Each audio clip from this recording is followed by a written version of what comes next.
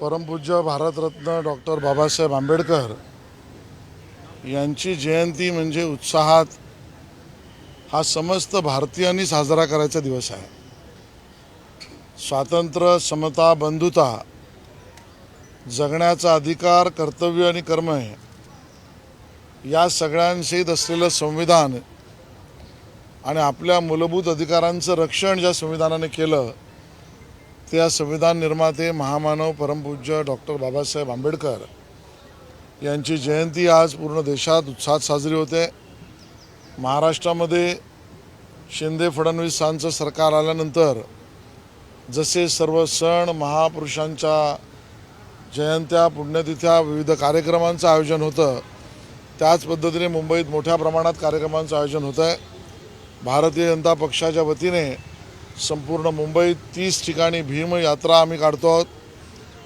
त्या ठिकाणी वरळीला मोठा 200 बाय 100 फूट स्क्रीनवर लेझर शो, भव्य लेझर शो हा त्या ठिकाणी आम्ही आयोजित केला आहे। दिवसभराचा माझा दौरा आहे, त्यामध्ये विविध कार्यक्रमांना प्रत्येक वॉर्डात भेटी देण्याचा प्रयत्न आहे आणि बाबासाहेबांच्या विचारावर चालणारा हा भारत जगामध्ये आज नंबर प्रगतीच्या पुढे चालला आहे, याचा आनंदोत्सवही आमच्या मनामध्ये आहे। वरळीमध्ये लेझर शो करण्याबद्दल काय खास नियोजन आहेत का? याच्यापूर्वी पण तुम्ही 2-3 सगळे कार्यक्रम तिथे वरळीमध्ये सुरू आहेत। खऱ्या अर्थाने याच्यामागे राजकीय कारण नाही आहे। जांभोरी मैदान आहे, समाजी एकत्र येण्याचं जागा आहे, एका अर्थाने सेंट्रल जागा आहे आणि म्हणून त्या ठिकाणी कार्यक्रमाचं आयोजन केलं आहे। संपूर्ण मुंबईतही कार्यक्रम आहे, तसा वरळीत हा अति भव्य कार्यक्रम त्या ठिकाणी होतो आहे। संजय राऊत म्हणतात की राज्यात लोकसभा निवडणुकीमध्ये 48 पैकी 40 जागा आम्ही जिंकणार आहोत। महाविकास आघाडीची चांगली एकजूट आहे। माझ्या घराबाहेर ते आले तर त्यांना 40 लोकांचं सर्टिफिकेट पण मी देतो, कारण सर्टिफिकेट घेऊन खासदार बनणार असतील तर अशा स्वप्नात जगणाऱ्यांना जो जालीम उपाय द्यायचा आहे तो जालीम उपाय आमच्याकडे आहे।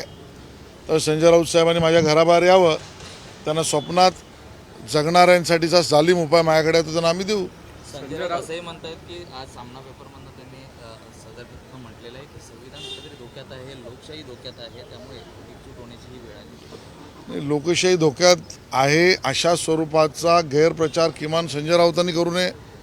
संविधानामुळे ते जामिनीवर आहेत, संविधानिक अधिकारामुळे ते जामिनीवर आहेत आणि या भारतामध्ये संविधान किती मजबूत आहे याचा पुरावाच त्यांचा जामिनी आहे। आणि आजकाल आम्ही पाहतोय, बरेच दिवस मी बोलणारच होतो, काही लोकांना अंतरिम सुरक्षा ही प्रत्येक तारखेला वाढवून मिळते आहे, ज्यामध्ये मुश्रीफ आहेत आणि अनिल परब विशेष आहेत। आम्ही कुठल्याही न्यायालयावर कधी टीका करणार नाही जे संजय राऊतांनी केलं, पण या अंतरिम सुरक्षांचं जे कवच दिवसेंदिवस वाढतं आहे याच्यावरही आमचं बारीक लक्ष आहे।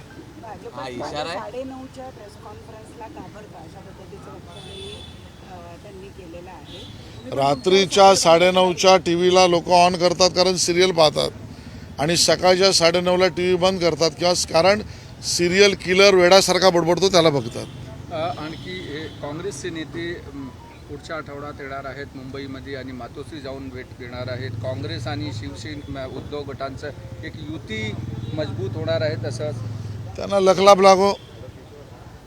जेव्हा हिंदुत्ववादी उद्धवजी, आदित्यजी, संजय राऊत होते त्यावेळेला आई भवानीचं दार उघड बे दार उघड हे हिंदुत्वाचं गाणं ते गात होते। आज ज्यावेळेला हिंदुत्व सोडलं त्यावेळेला उद्धवजींना आणि त्यांच्या सहकाऱ्यांना मतांच्या बेगणीसाठी दार खटखटाव बाय दार खटखटाव असं कधी केजरीवाल, कधी तेजस्वी यादव, कधी अन्य कोणी TRS, KCR या सगळ्या दरवाजावर जावं लागतं आहे, तसंच राहुल गांधींच्या दरवाजावर जावं लागतं आहे। आणि ही परिस्थिती हिंदुत्व सोडलं, भाजपला सोडलं तर दारोदारी फिरण्याची ही उद्धवजींच्या आणि त्यांच्या सहकाऱ्यांची झाली आहे। अमित शहा मुंबईमध्ये येत आहेत। एक दिवसापूर्वीच त्यांच्यावर टीका होत आहेत की मुंबई वेगळा करण्याचा प्रयत्न आहेत आणि त्यासाठी ते CM DCM आणि तूफान आने के पहले का ये डर है। अमित शाह यानी तूफान, और उस तूफान के सामने हम टिक नहीं पाएंगे और इसके लिए तूफान आने के पहले जो बिल या अलग अलग जगह छुपने वाले प्राणी रहते हैं वो आवाज़ करते हैं, वो अभी छुपने वाले छोटे छोटे प्राणी आवाज़ कर रहे हैं, तूफान तो आएगा ही। महापालिकेच्या सुद्धा संदर्भामध्ये ते बैठक घेणार आहेत का, तशी काही पाहणी? जो कार्यक्रम घोषित आहे तो आपल्या सगळ्यांसमोर आहे. एक हिंदी में दोन आणखी महापालिकेतले एक प्रश्न होते. एक तर मुंबई महानगरपालिकेच्या उपहारगृहातून चमचे वाट्या हे चोरीला गेलं असल्याचं उघडकीस आलेलं आहे. किती दुर्दैवी वाटतं. नाही, म्हणूनच काही लोकांची कार्यालय जप्त झाली, म्हणूनच काही लोकांच्या कार्यालयाला टाळी लागली आणि म्हणूनच काही पक्षांच्या गटाच्यांना महापालिकेत येऊ नये हे महापालिकेच्या आयुक्तांना करावं लागलं असेल असं मला वाटतं. आणखी एक प्रश्न की मुंबईमध्ये G20च्या निमित्तानं जे ठिकठिकाणी लाईट्स लावलेले आहेत त्यामुळे मुंबई महानगरपालिकेच्या वॉर्डाचं बिल वाढत आहे. हा नंबर एक मुद्दा. आणि नंबर 2 की त्या प्रकाशाचा लोकांना त्रास होतोय, वाहतुकीला अडचण होती. मला याच्यावर काही तथ्य असं वाटत नाही. एक हिंदी में जानना चाहेंगे कि जिस तरीके से 40 पर आएंगे महाविकास आघाड़ी के संजय राउत का इस तरीके से दावा है और इसीलिए बीजेपी और शिवसेना घबराई हुई है. भाई सपने में जीने वालों के लिए तो 40 लोगों के जीते हुए का सर्टिफिकेट ही मेरे घर के सामने आकर लेके जाए. वो सुबह प्रेस कॉन्फ्रेंस के पहले संजय राउत मेरे घर के आके नीचे खड़े रहे, उनको सर्टिफिकेट बोगस देने का कार्यक्रम हम करेंगे. क्योंकि सपने में जीने वालों को तो इलाज देने वाला जो जालिम इलाज हमारे पास है वो मेरे पास आए, मैं उनको दे दूंगा. आप जालिम इलाज जो है आने वाले हैं सोमवार को. हाँ? उसके बाद वेणुगोपाल मुंबई आने वाले हैं कांग्रेस के. वो मुलाकात करेंगे उद्धव ठाकरे से. उसके बाद राहुल गांधी के साथ उद्धव ठाकरे की मीटिंग की पूरी रूपरेखा तैयार होगी. क्या कहेंगे? भाई वो उनका अंदरूनी मामला है, उनको लखलाभ हो. मैं इतना ही कह सकता हूँ, जब हिंदुत्व के साथ थे, जब हमारे साथ थे तो सर उठा के जी रहे थे. माँ भवानी का गाना दार उगड़ भाई दार उगड़, ये गाना हिंदुत्व का लेकर वो चल रहे थे. जब हिंदुत्व छोड़ दिया, हमको छोड़ दिया, तो सर झुकाकर कभी अरविंद केजरीवाल के दरवाजे को खटखटाना पड़ रहा है, कभी केसीआर के दरवाजे को खटखटाना पड़ रहा है, कभी वेणुगोपाल के लिए खटखटाना पड़ रहा है. तो ये दर दर की ठोकरें खाने का काम अब उद्धव जी और उनके गट को आया है, क्योंकि इन्होंने हिंदुत्व छोड़ा है. एक सवाल दिल्ली में जाकर मुलाकात कर रहे हैं, सारे विपक्ष को एकजुट करने की बात करें. एक तरफ नीतीश कुमार मुहिम छेड़े हुए हैं, दूसरी तरफ शरद पवार. 2024 उनका टारगेट है सत्ता परिवर्तन को लेकर. भाई ऐसे तीसरी बार चौथी बार टारगेट है उनका. तारीख पे तारीख, टारगेट के तारीख पे तारीख, और एक तारीख बयां करे. 2024 में मोदी जी का विजय, भाजपा का विजय, ये बहुमत से ज़्यादा होगा. आशीष जी, एक सवाल ये है, संजय राउत लगातार कह रहे हैं कि यूपी में जो इनकाउंटर हुए क्रिमिनल्स के खिलाफ, बीजेपी, संजय राउत कहते हैं बीजेपी की स्ट्रेटेजी है कि वो लोकतंत्र को नहीं मानते, संविधान को नहीं मानते, कोर्ट और अदालतों को नहीं मानते. भाई दाऊद के लोगों के साथ बैठने वाले अतीक अहमद के घर परिवार में किसी का एनकाउंटर हुआ तो तिलमिलाएंगे ज़रूर. संजय राउत तिलमिलाहट में है. नवाब मलिक के साथ बैठे, दाऊद की बहन के साथ रिश्ता जिन्होंने बनाया उससे साठगांठ बनाई है.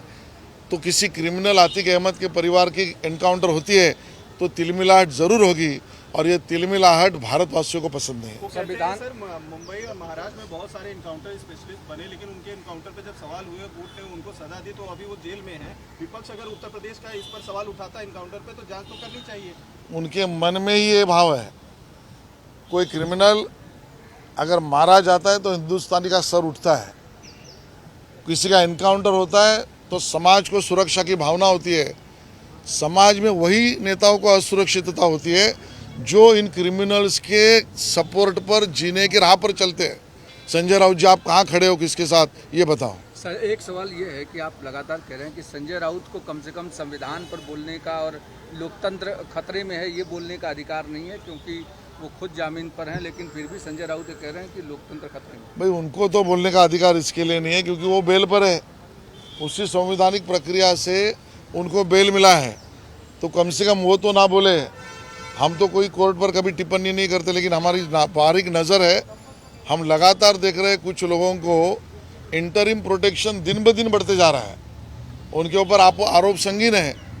न्यायालय अपना काम करेगा, इस पर हमारा भरोसा है. और विशेष रूप से अनिल परब और मुशर्रफ, इनको इंटरिम पे इंटरिम जो मिल रहा है, क्या संजय राउत जी इसके ऊपर कोई कॉन्स्टिट्यूशनल बयान करेंगे? सर, एक सवाल ये भी है कि मातोश्री की जो अहमियत बाला साहब ठाकरे के समय में रहा करती थी, अब उसकी अहमियत कहीं ना कहीं कम होती जा रही है. भाई बाला साहब का जब विचार उन्होंने छोड़ा, हिंदुत्व का विचार छोड़ा, तब से उनकी समाज में घर परिवार और मातोश्री की कीमत उन्होंने कम कर लिया. और इसका पाप ही उद्धव जी ने और आदित्य जी ने किया है. जब हिंदुत्व के साथ थे, बाला साहब के विचार के साथ थे, सभी नेता उनके घर पर जाकर उनसे बात करते थे। अब इनको दर दर घूमना पड़ता है और इसके लिए बहुत सटीकता से कहा है कि कहीं किसी ने हर दर पे जो झुक जाए उसे सर नहीं कहते और जिस दर पे सर न झुक जाए उसे दर नहीं कहते। तो ये हर दर पर झुकने वाला सर ये उनका है।